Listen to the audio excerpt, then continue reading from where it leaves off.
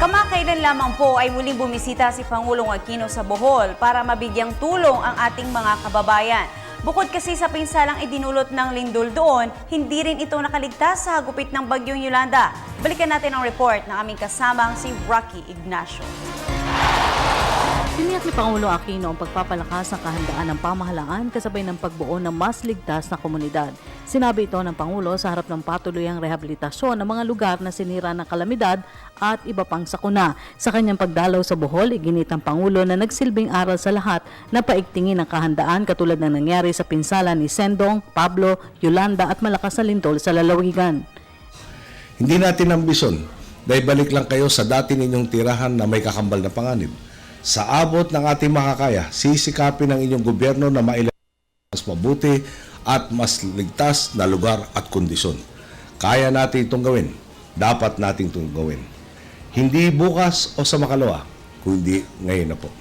Siyempre, mas mapapabilis po ang tagumpay sa mga inisiatibang ito sa inyong tulong at pakikisa. Git pa ng Pangulo, may pagkukunang pondo ang gobyerno para sa malaking halagang kailangan sa rehabilitasyon ng mga lugar na sinalanta. Pero susulitin ito sa pagtatayo ng mas matatag at matibay na estruktura para tiyakin ang kaligtasan ng mamamayan. Bahagi kasi ng pagbisita ng Pangulo sa Bohol ang inspeksyon sa mga isinaayos na tulay na nasira ng lindol. Sama rin mo pala sa pag-aaral. Dito ba tamang pwesto ng tulay? O dapat ba natin susuriin yung lupa? Na para samba ang pinakamahusay para pag naibalik ang tulay nyo, hindi tulay lang ibinalik. Dapat may garansya na mas mahusay, mas mabuti, mas matatag, mas magagamit, mas kinupang dumating. Pero siyempre, pagkalaban natin ang kalikasan, no, mas malakas yung kalikasan kaysa sa tao.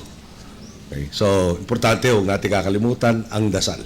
Kasabay ng rehabilitasyon ay ang pagkakaroon ng trabaho sa mga residente. Ito anyang dadalhin benepisyo na itatayong bagong Bohol Airport. Naglaan na ang pamahalaan ng mahigit 60 milyong piso para sa pabahay sa mga pamilyang nawala ng tirahan. Papalit sa mas maliit at limitadong kapasidad ng Tagbilaran Airport.